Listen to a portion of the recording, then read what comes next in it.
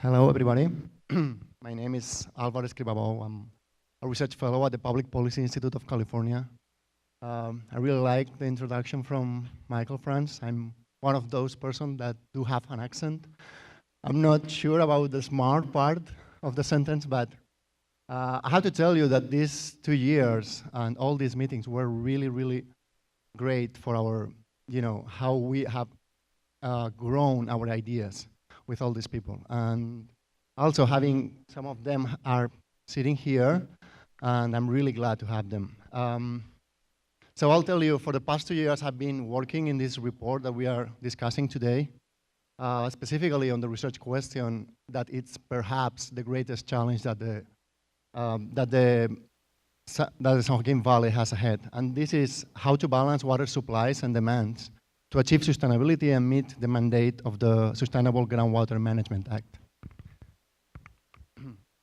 So our panel goal is to discuss what are the most promising options for getting basins into balance. But before I introduce the panelists, let me give you some background on our main findings. I'm just going to reinforce some of the points that Ellen has presented before, but I think that they are important. So, as Ellen said, we have the San Joaquin Valley has a long-term groundwater deficit. So here is fact number one. We estimate that the amount of this deficit is almost 2 million acre-feet per year. So that's equivalent to one Don Pedro reservoir annually. So there are two options to get basins into balance to transition to sustainability. We just can make more supplies available, bring more water to the valley, or just reduce water use. So most likely, we are going to use a combination of these two options. And here's fact number two. Almost 90% of the water is used on farms in the valley. So although cities can help in some ways, farmers and irrigation districts are the main actors involved in this transition. Why I'm telling you this?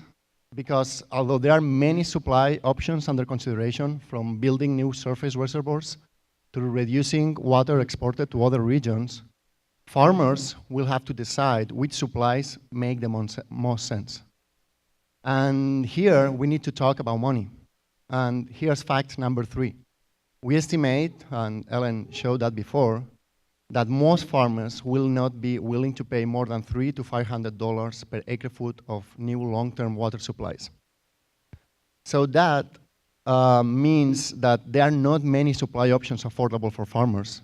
So the most promising options will be to capture local runoff, mostly by recharging groundwater. Ending overdraft will require also reduced farm water use. And here's fact number four.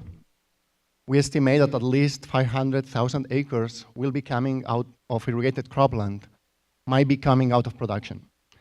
This will be really painful, but we need to take early actions, kind of to avoid major economic disruptions.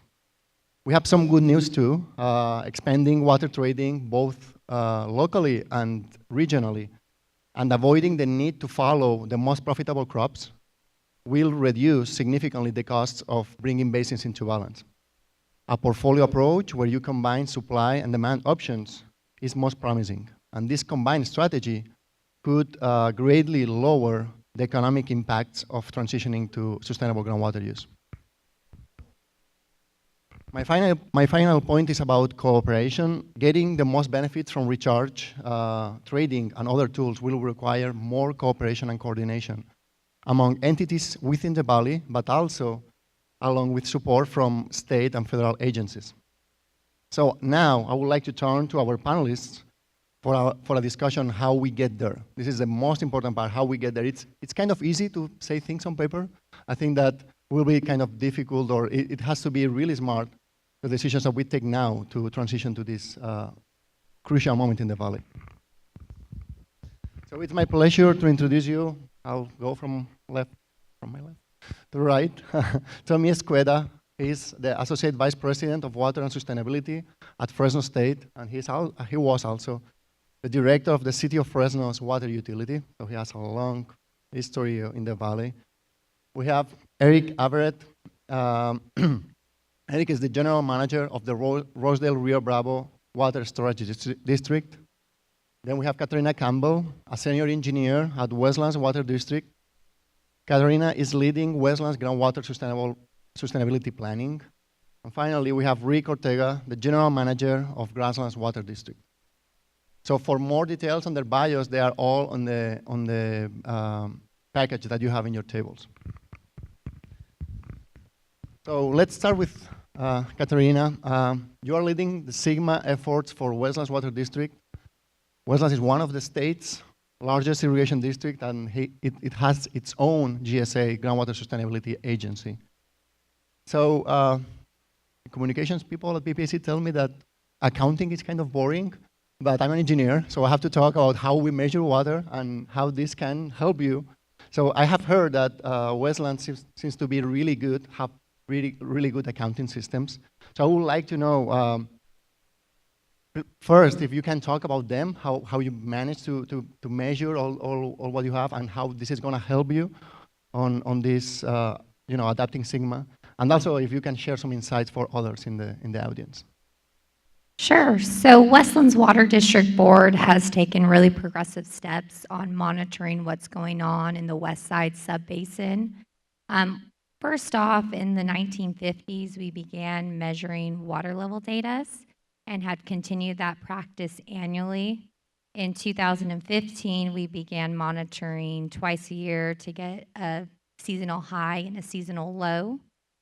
We've also layered in making sure that all of our wells have meters on them and began reading 30% of our wells in 2004 and all of our wells in 2011.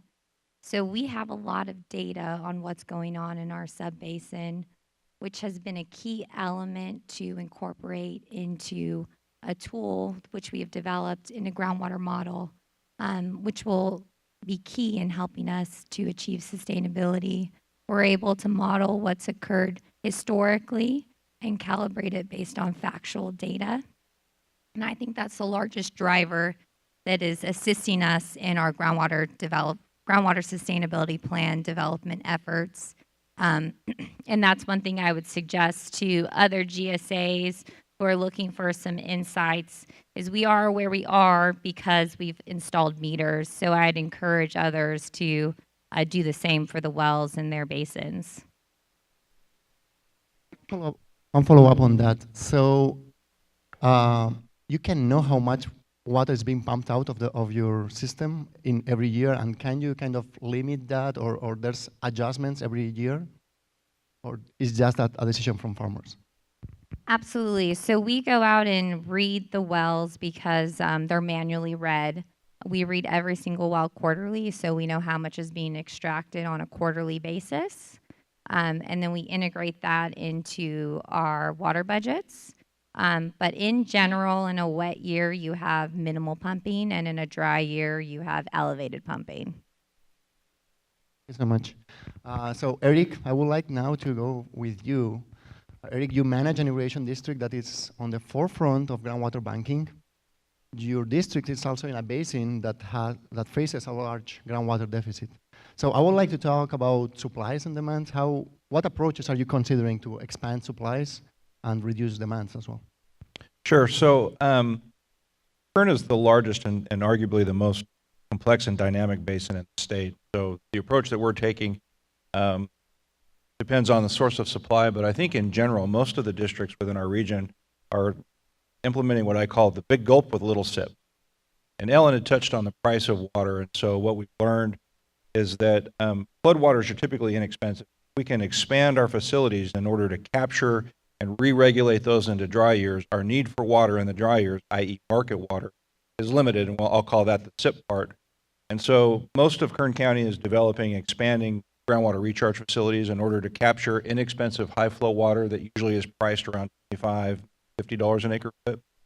And then that allows us to go out and on dry years pick up some additional supplies, maybe $500 to $700 an acre foot. By averaging those prices down, we actually provide a reliable and somewhat affordable water supply. But again, to maybe echo what Ellen had said. There's frankly just not enough water. So that portfolio approach will develop additional supplies.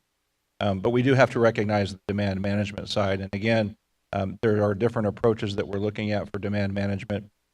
One approach that we're looking at in our district, my board has advised me that there are two knobs to turn in Sigma. One is supply augmentation, and the other is demand management, and that my job depends on only turning one knob, and that is supply augmentation. Don't turn demand management. And I think we have an interesting approach, and that what we're doing is we're actually creating a menu, if you will, for landowners of tools that they can call upon in order to balance their budget. Sigma is, in essence, in its simplest form, it's just balancing your water budget. All of the undesirable results are just symptoms of not managing your budget.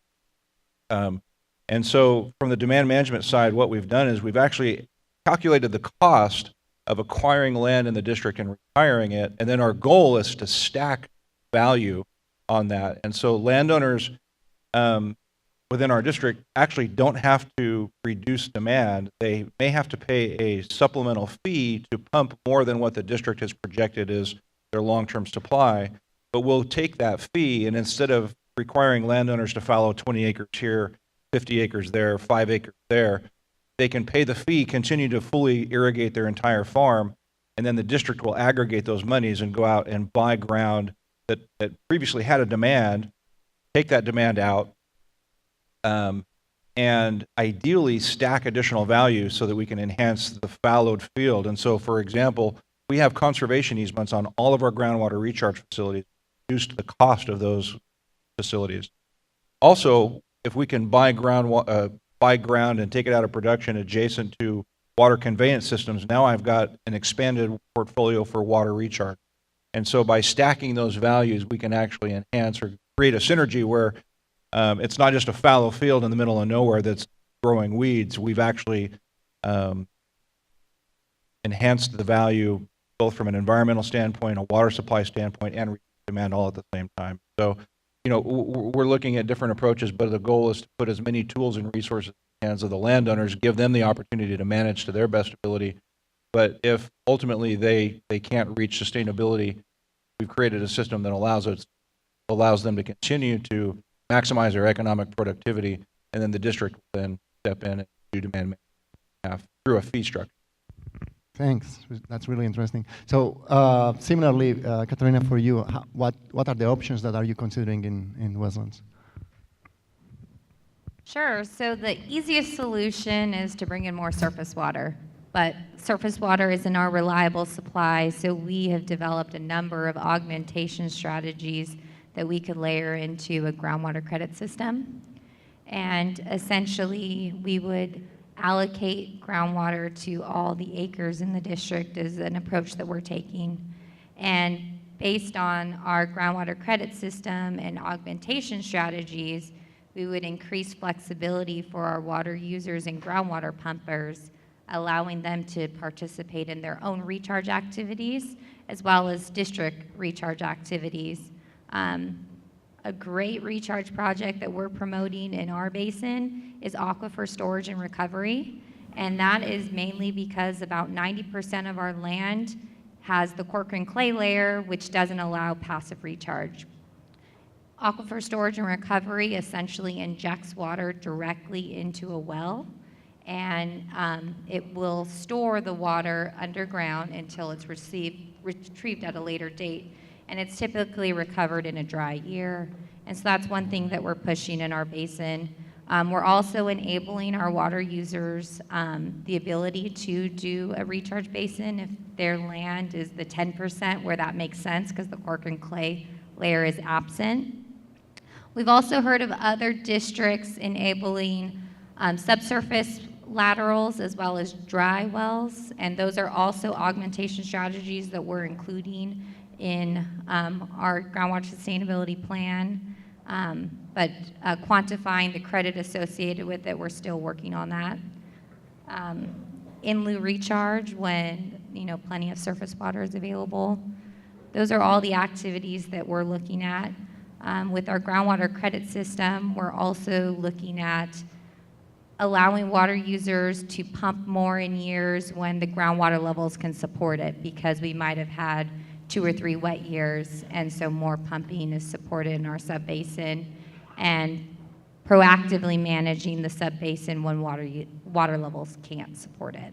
And we think all of these augmentation strategies allow the flexibility needed in order to keep the farming operation continuing and businesses in place. Let me follow up on one thing that you said. You mentioned that there's both actions at the irrigation district level, but also you are allowing farmers to do their own stuff. So if a farmer recharges some water one wet year, so there's any incentive for them to do that, or is just to their own kind of? Yeah, absolutely. And when you use ASR as an example, the district doesn't own any wells that they operate in the subbasin. So if you enable the water users to inject into wells that they own, then it's already infrastructure that's in place. They just have to be able to inject it. So it's a replumbing. And we would meter it to give them credit to recover it at a later date. It's a really interesting approach. So let's move now to the urban areas, Tommy. So as I said, Tommy was with the City of Fresno water utility. So you had experience on one of the largest urban utilities here in the valley, and now you're engaging with many stakeholders. Although many communities consider investing in new supplies, we found that they could potentially accommodate population growth just by outdoor water conservation. So how much demand management is realistic, and what other actions can cities take? Yeah, okay. Yeah, the demand management strategy is something that's used by utilities used all across the country to do exactly what you said. It's like, I've got a limited supply of water. If I can get my per connection use down, I can defer or delay a capital project that gets me more supply, but I can still keep adding connections to the system. So it's a strategy that people use, again, all over the country, and it'll apply here in the valley. I think we definitely want to see that strategy play out. A lot of what you'll see in the valley is just the outdoor watering. You know, at the City of Fresno, you know, when we first, before the drought, we were probably, you know, 60% of the water was outdoor, and then after the drought, we've gone through, did the culture change. Now we're down to about 40%. But the state, DWR, is going to look to get that even down further. So there's an expectation that outdoor watering will, in the urban settings, are going to continue to be asked to reduce that amount of water used on the outdoor side. I think the challenge we have to always recognize, though, is with demand management, is that it's really kind of 3 pieces you need to look at. You need to look at your balance sheet, because you know, if you're gonna go to a business model that says for each connection I want to sell less water at that connection, well, you're probably going to have to, you will definitely have to adjust the rate, because those dollars, those units you're selling got to generate more revenue to cover your costs. So in 2014, 2015, a lot of, you know, governor said stop selling water, and a lot of utilities stopped selling water, and they found out they were underwater on their financial side. So that's the part you also need to keep in touch with. And the demand management is really something, it's part of a community discussion. You don't just run out and say, hey, we're going to start making people do this stuff. It's got to be a discussion that you have with the community along all of those fronts. It's just, you know, these are our supply options, and this is what they'll cost. These are our demand management options, and this is what they'll cost. And then, you know, through that dialogue you have with the community, they'll kind of give you some guidance on these are the things we're willing to support, because you have to go through the 218 process. You're not going to do any of these things without a 218. And I've been through the process where when the community at large doesn't like what you're offering, they will kill it in a heartbeat, and you'll start over. So might as well have that discussion first, get it going, and talk about capital projects you can do, the demand management things you can do, and how that'll impact the rates. And then that's a discussion about doing this is going to cost you, you know, so many dollars per month. Doing this will cost you so many dollars per month. And the capital projects will always be there. So really what you're talking about doing on the demand management is buying some time, reduce the water you're delivering to each connection, so you can defer or push that project out, so that you can, you know, generate cash over a longer term, and then get more connections onto the system. So there'll be plenty of need for looking at the demand management, but the rate side is one thing you gotta factor in as well. And then the other things that people are going to do, they're always going to be looking to do deals with, you know, these folks. Hey, how can I do a deal with you guys to, you know, supply my water? Recycled water, that's another thing. Can we do recycled water in a way that moves water to the ag guys? And And if you do a recycled water program, you're gonna have to look at your balance sheet and tell yourself, can I put a cost recovery model in place that allows me to build it, charge the water appropriately so I can recover the cost. So, and that's the thing you'll always have in doing partnerships with those folks, is just, making sure they'll have the same question. We can't be subsidizing you, and you can't be subsidizing us. And so you have that whole dynamic of making sure. So demand management definitely has to be part of the water supply strategies, but we also have to be looking at developing new supplies, whether that's recycled water, new storage, new banking, deals with the ag guys. So there's plenty of room there, and so I'm looking forward to people kind of advancing that. Thank you. We'll talk later about partnerships, so we'll save some of that for later. So finally for Rick, you manage Grasslands Water District. It's part of the Central Valley Wildlife Refuge System and receives a surface water allocation from the Central Valley Project. Grasslands is also a GSA. So my question is, when it comes to implementing SIGMA, how is managing water for the environment, different or similar to managing water for farms or for cities? Thank you. Yeah, I think we have more in common than not. It's the same opportunities that we've heard about. Being nimble, I think, is really important. As humans, we really like things in nice, clean boxes, but that doesn't really provide for much flexibility. So we need to think about things, in the hydrologic setting. Every year's different, every month's different, and the bookends of the hydrologic sort of situation are the extremes. Right now we're experiencing a lot of water. We're fortunate. I love seeing the snowpack, but it's no different. We have a common conveyance. We're regulated in the same exact way. We're irrigated lands, whether we're providing habitat or we're providing food or we're providing municipal or industrial supplies. We're thinking about the same things. We're thinking about measuring is a key element to that. The data is really driving where we are, and especially real-time data. So we need more instrumentation to really feed that decision support system, and we need to be looking at that information every day, and you need to be looking at the trend information every day, and so I've got a very progressive board. We're very fortunate that we started collecting information when we did. We're finding new insights that we didn't realize 10 years ago on how to best approach a lot of these challenges. We're dealing with contaminants as well. Fortunately, wetlands are the kidneys of society, and I was really encouraged to see in the report this concept of intermittent wetlands. Those can be farms, right? And I think there's some local improvements that we can all benefit from. Moving a little dirt, providing a berm that can allow you to hold and retain and recharge more opportunistically. That may affect your growing and your planting seasons in a lot of ways. The landscape that we work in is intensively managed. You go out there and it looks very natural. It's teeming with wildlife, but the reality is it is a lot like farming. I'm really focused on growing as much food as I possibly can to meet the needs of the Pacific flyway, of our T&E species, and that takes information about sort of optimal conditions for germination, when the ideal situation is for irrigation, but thinking through a wet year like this, maybe there's some costs and benefits that you have to weigh, right? And thinking about that, there is value to providing that recharge. Maybe that pushes your optimal germinations to some extent, but I think these are challenges that we need to embrace. We need to stay nimble. I think that's the key to it. It isn't dedicating specific acreage for groundwater banking, although those are very important, and storage, big surface storage water projects are also important, but But I think breaking those barriers and thinking about the landscape as this dynamic situation is critical.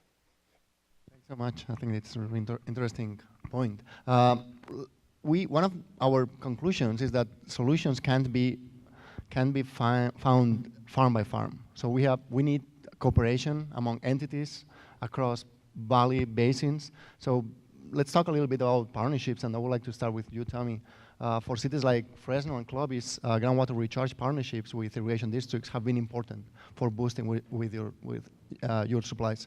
So there are obstacles for expanding urban and agricultural partnerships, and what steps can be done to encourage such partnerships? Yeah, I guess I don't know that I'd characterize it as obstacles just yet. The model we've all been working under for 100 years has been one where the ag guys and the urban guys just kind of exist in the same space, and they just kind of worked, and it's been working well. Now we've got this new paradigm where we've got CV salts and we've got SGMA, where the law comes down and says, you people in this area have a common problem. Work together, urban, ag, environment. You guys need to work together to solve that. Or CV salts. You people over here, you have a nitrate problem. Work together, figure it out. And so I think that process now has forced us to say, we better work together to find these solutions and get this thing taken care of. And so the example I'll use is, the city of Fresno and FID. We had a relationship that was defined by an agreement that was 40 years old at the time. And with Sigma, we said, hey, we're in this together. How do we want to do it? And it was interesting. It was very simple. We sat in a room. It was me, Gary Serrato, Bill Stretch, Georgianne White, and we sat over here on our side and said, what does success look like for the city? It was probably 8 to 12 things.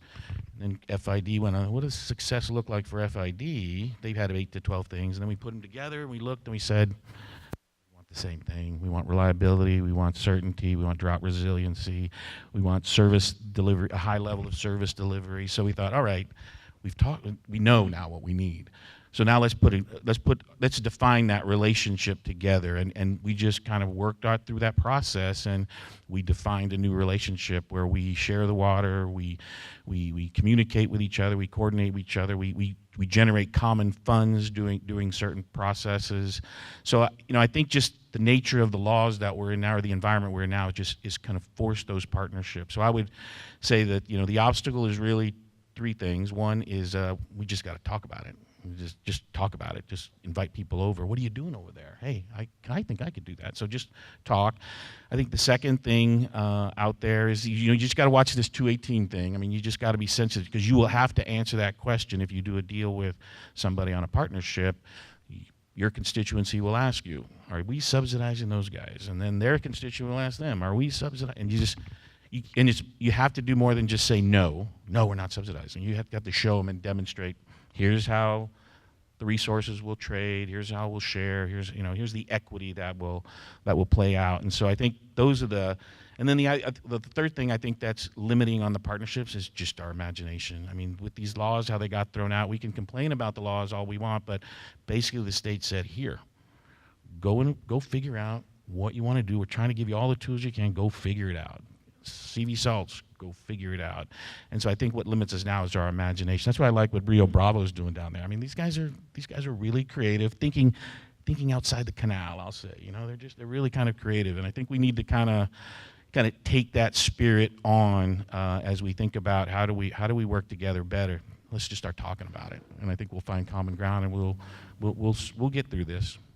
Thanks so much. And Rick, also for Grasslands, has engaged with partnerships with neighboring agencies, agricultural districts, and other water management agencies. So what potential do you see for expanding these partnerships for mutual benefit? I think the potential for expansion is vast, but it has to pencil, right? It has to pencil for both parties. I think that's a key element. Learning what folks are already doing is also important. We're doing some creative things. We're this low-lying ground in the valley. A lot of the upper zone really comes back to us. So the opportunity for within these sub-basins for localized markets, I think is important. Demonstrating the hydrogeologic connectivity to your partnering entities is very important. You know, counties are, you know, mandating certain policies at this point, you know, really curtailing our abilities to do a lot of this. But being able to demonstrate, in fact, no, I'm putting water on folks' books that are upslope of me, up gradient, or and sometimes down gradient. You know, but establishing that connectivity is important, and then also establishing and being able to characterize and accurately characterize the financial component to that, right? And so that takes sort of forecasting, modeling as well. To incentivize these growers, right? You know, everyone in this room is a businessman, and so if you can demonstrate that this is in fact financially viable, a great approach, you know, then folks are willing to you know, and say, oh, you know what, I'm going to take a hit in this specific year, this specific wet year, on my yields. You know, it's suboptimal situation, but in the long term, it gets you through some of those really dry and nasty times, right? So I think there's a lot of opportunity. I think partnering with M&I is also a critical component. You got to check all the boxes, right? It has to benefit agriculture, it has to benefit our local economies, it has to benefit our disadvantaged communities, it has to benefit the environment, you know, it has to benefit industry, and that's a hard thing for folks to say no to, right? If you're walking into the room with Westlands and Grasslands and the city of Fresno, you know, that carries a lot of horsepower, and there's a lot of discretionary policies out there that we can tweak and adjust to conform to these financial models and these situations. And so now I'm encouraged by some of the successes that we've been able to accomplish to date. I think, you know, no one likes new regulatory hammers coming down on us. They're costly, they take a lot of time, but at the end of the day, it forces us to gather more knowledge, more data, and for us to be, you know, and it fosters these partnerships, right? We're all bleeding the same way, so that's helpful as well. Thanks, Rick. So I have one last question for Eric, and so Ellen was mentioning about the glide path approach. That means, what we think means, is that it's reducing the overdraft kind of gradually over the next 20 years. So although this can reduce the economic cost of implementing Sigma, it could also cause some additional negative impacts by further lowering groundwater levels and causing shallow drinking water wells to go dry. So we know that your district has implemented some strategies to deal with this issue. So what are some of the most promising for mitigating these impacts? Sure. So, you know, the glide path does mitigate some of the economic impacts for some, and it actually enhances economic impacts for others. And so at the height of the drought in 2015, our water district is in balance. In fact, at that time, we had about 600,000 acre feet of water stored in surplus, but yet water levels within my district were at historic lows, and I was losing urban domestic wells left and right. Landowners were calling and saying, I have to move out of my house because I don't have a well. And so that prompted us to take action, and we began discussions with adjoining water districts, groundwater banking projects, and ultimately negotiated an agreement that identified potential pumping impacts caused by them that affected our landowner wells, and then we implemented a mitigation strategy. So to the extent that the water level impact within our district was attributable to an adjacent district using groundwater models and tools that we had, then they would step forward and mitigate. So on my webpage, I have a claim form, and I've used it, and we've mitigated over $1 million in the last couple of years, where landowners of domestic wells, it's domestic wells, can approach the district, submit a claim, we do a technical analysis, and if in fact that water level impact is attributable to groundwater banking or adjacent activities, then we step forward and mitigate, and we do that collectively, and we think that's a good template to bring into this glide path discussion. And the glide path discussion is, hey, I'm going to, you know, we're doing it right now with an adjoining entity. They've set a minimum threshold that's significantly below the water level where it is today. And we've done the analysis, and they're suggesting they want to go 100 feet below because they have a glide path. They have to continue to produce an overdraft. And we're looking at about $60 to $80 million of economic impacts to my landowners who are already taking care of their budget.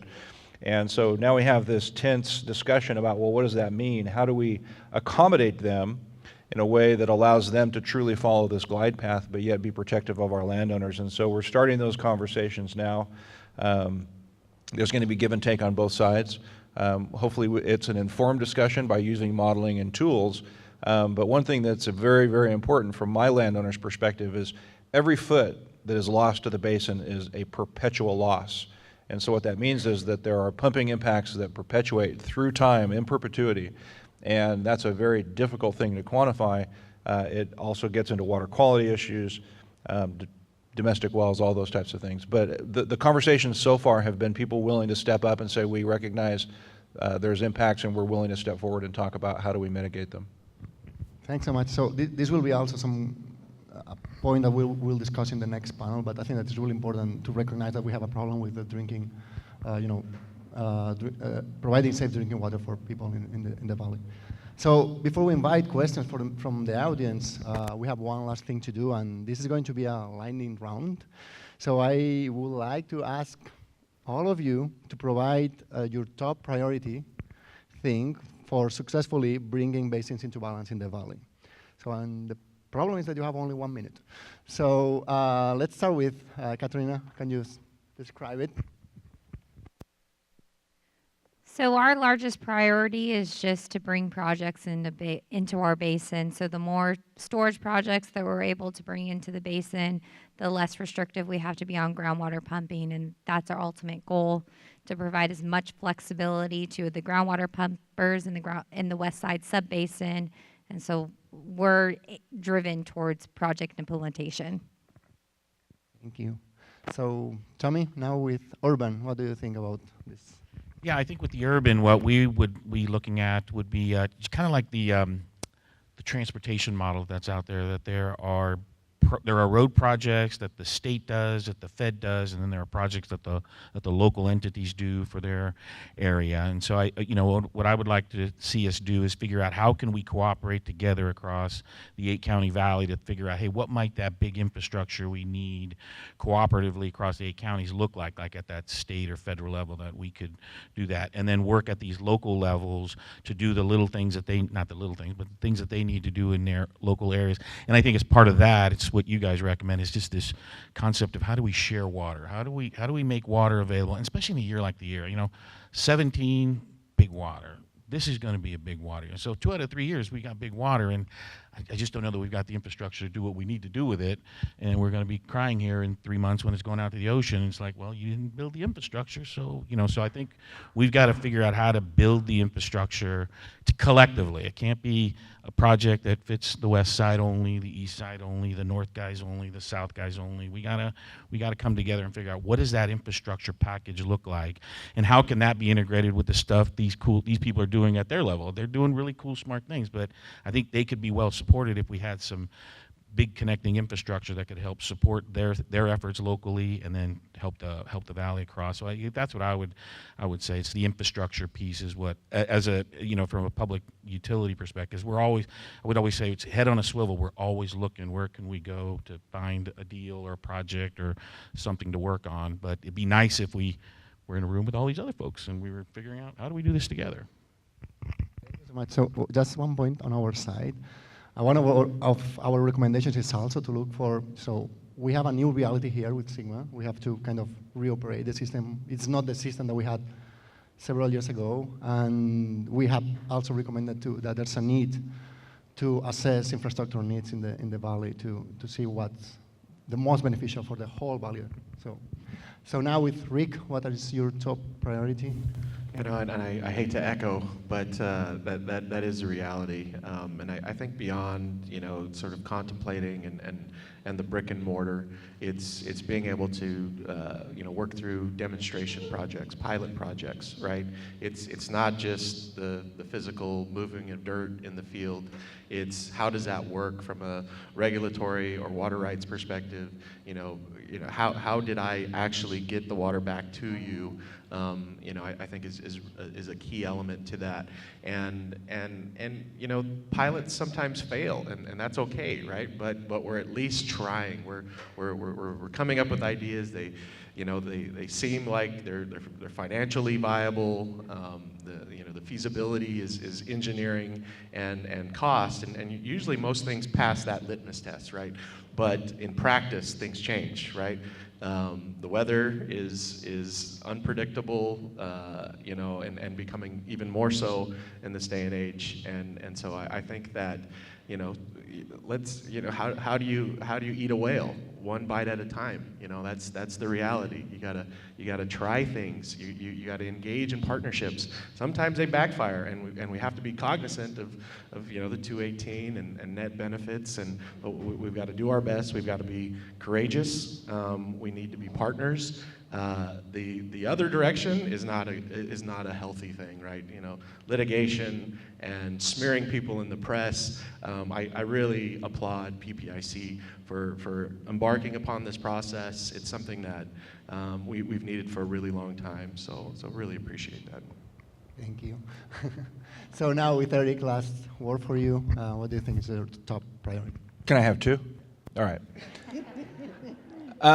You know, Tommy touched on infrastructure, and I wholeheartedly agree. The other one is, for me, a priority is breaking down some of the barriers to good water management. And one of my favorite slides to put up, which was just in 2017 that I took this photo, was I have a canal, and on one side of the canal, a groundwater recharge basin that was taking water out of the canal and putting it into the recharge basin, and then I had a well just literally within feet pumping water into the same canal. That did not make sense. And I ran it up the bureaucratic chain as far as I could and got nothing.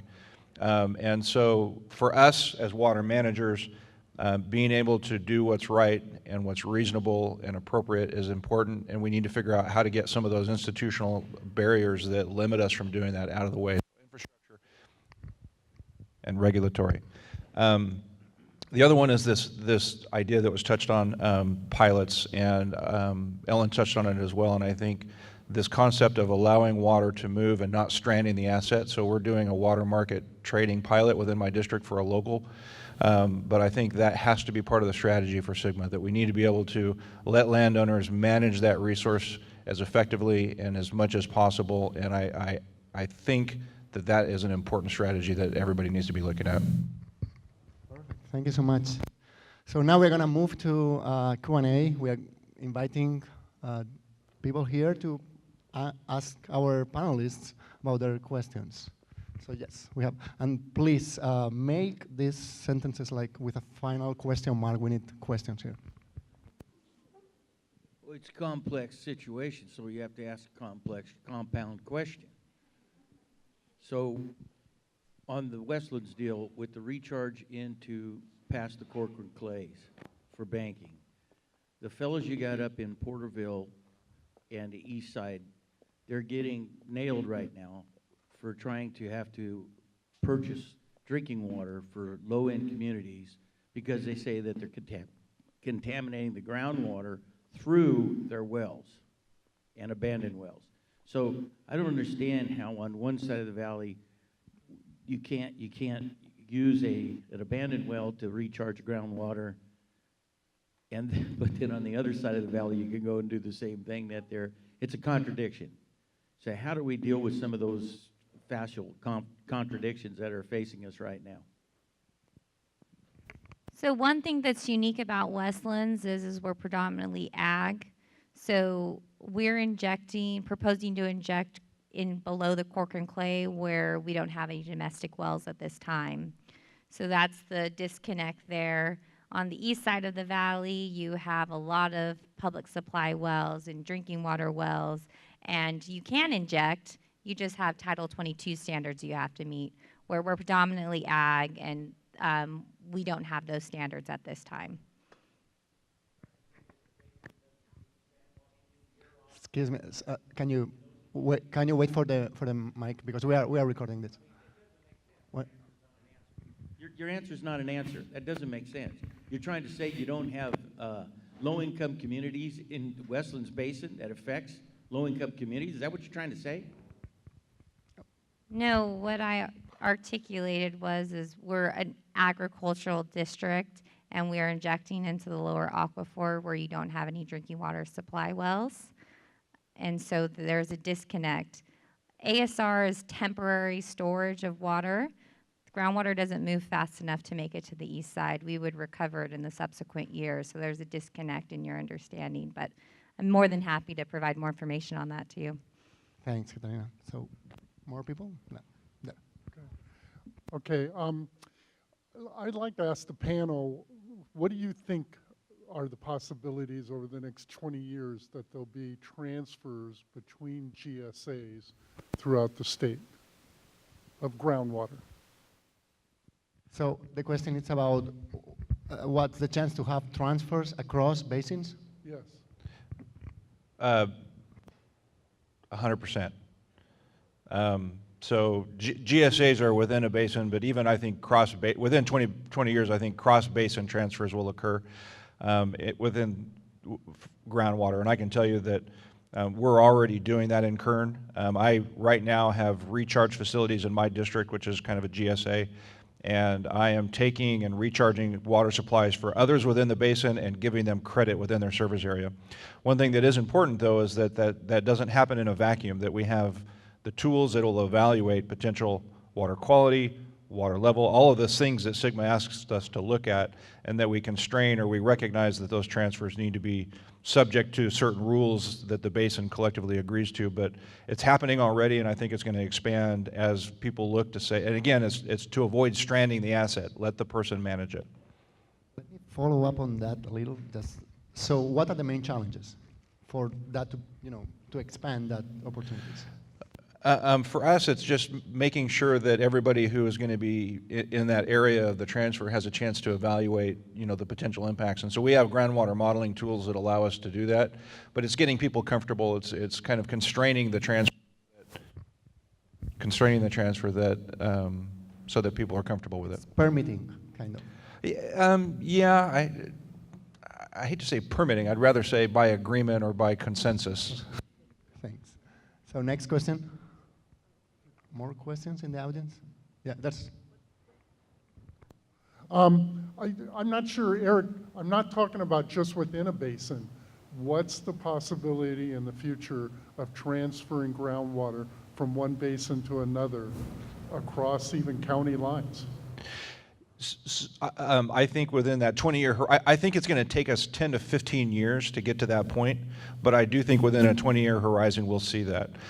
Maybe to answer your question, it's already occurring. We see subsurface flows, it's just we haven't put names on it yet, and I think Sigma will force us to do that, but I think, quote, formal transfers are very, very likely. I put it in the 90 to 100% probability because those are political boundaries, not geologic or physical. And this is also happening up in our region as well. We're pumping groundwater. We know that we are net positive to the system. We're finding that we are hydrogeologically connected to our adjacent basins. You're right; those are political boundaries, but this is already occurring in a lot of ways. Here, a question here, I think. With the groundwater transfers, how are the rights of correlative groundwater users protected?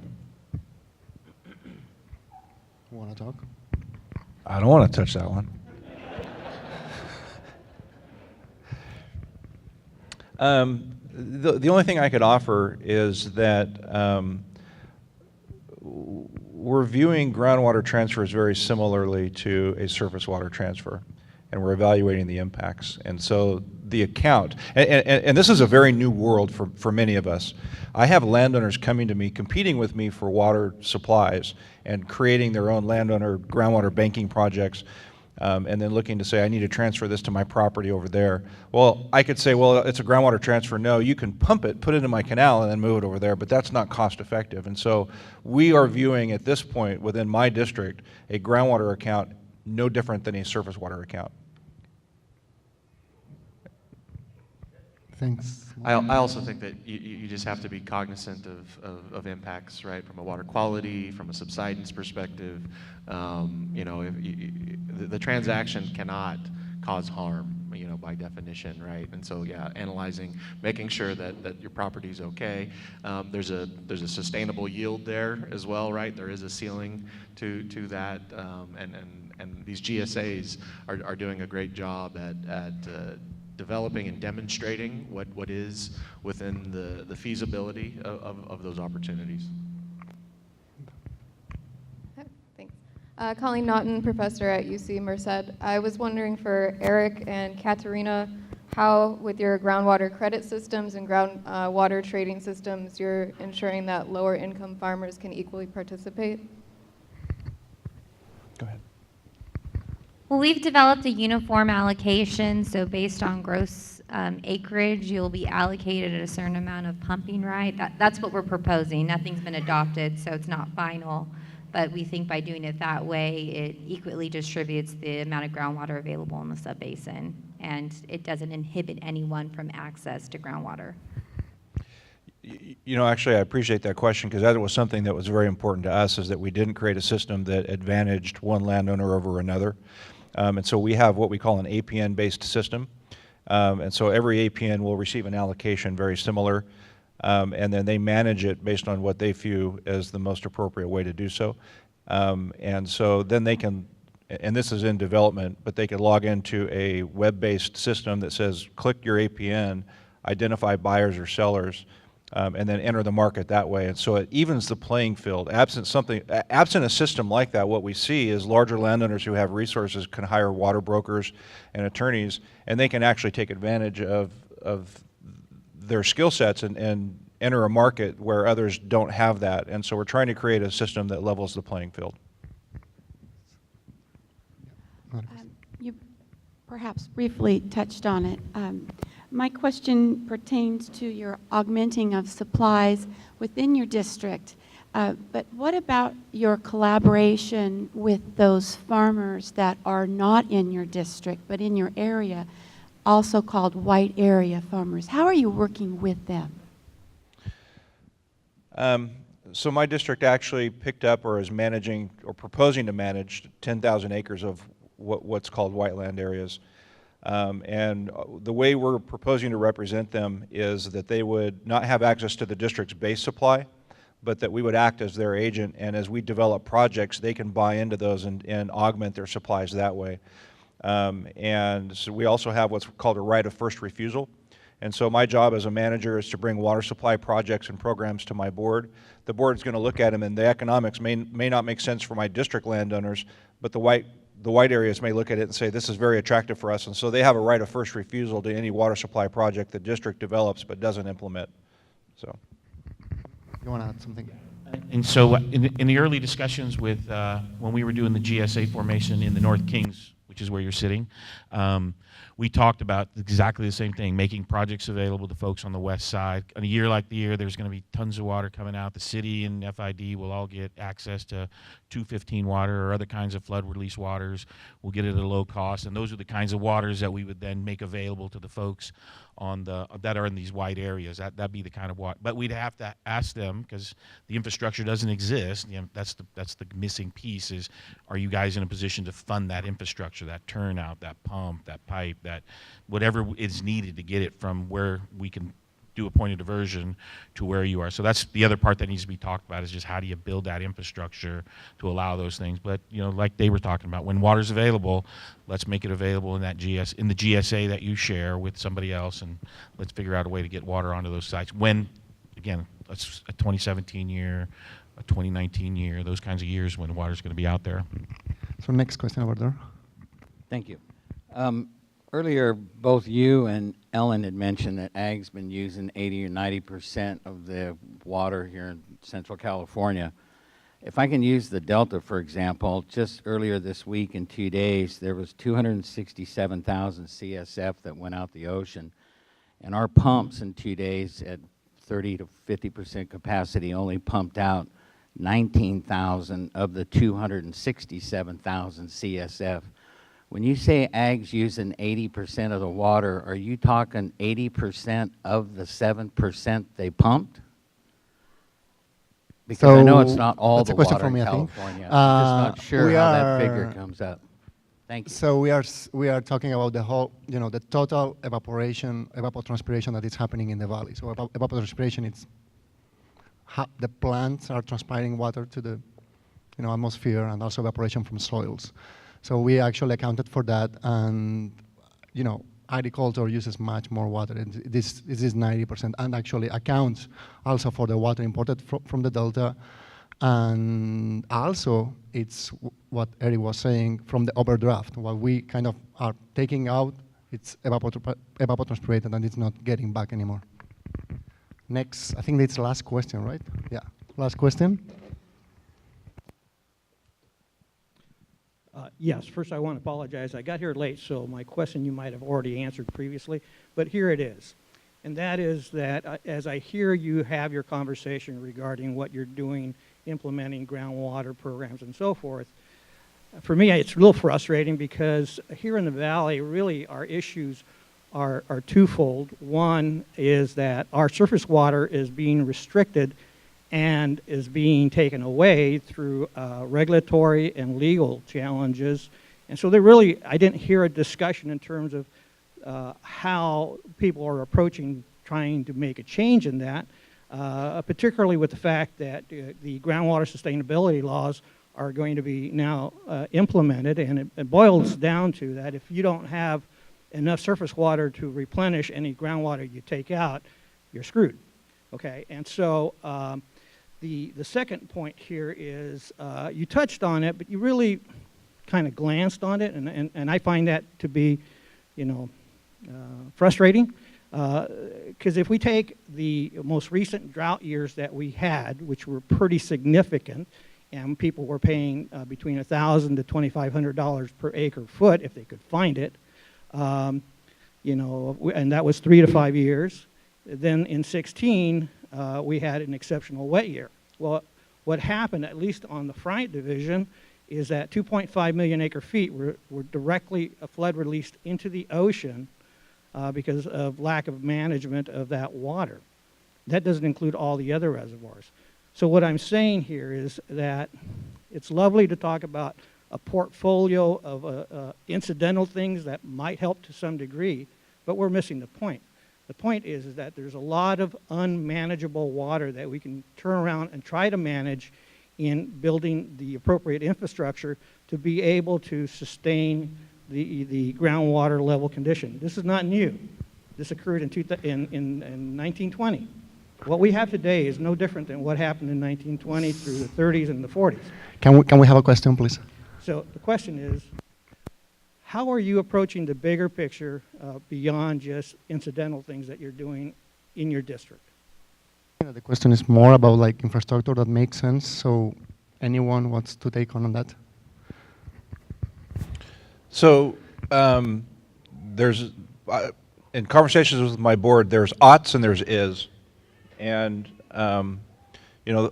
we share that frustration, but frankly, we have to move in a direction that addresses the is. And the is right now is California Water Fix, what I call the big gulp, positioning ourselves to take advantage of the water supplies, infrastructure, and dealing with regulatory hurdles. That is our challenge. That's what we're trying to do. And it's a significant mountain to climb, but I think collectively the water community is seriously trying to address both of those, it's a process. But I appreciate and share your frustrations and concerns. I pointed to the canal that was recharging and recovering, and Tommy touched on infrastructure, and I think collectively the panel is trying to identify those strategies, but frankly, it's a political issue as well. And I think it's financial, that we need more opportunity, we need resources, we need state and federal cost share. We were saddened to see Proposition 3 fail. Hopefully we can take another run at that through the legislature. Thanks so much. Please help me giving a round of applause for the panel. And now we have 15 minutes of a break, and we'll get back at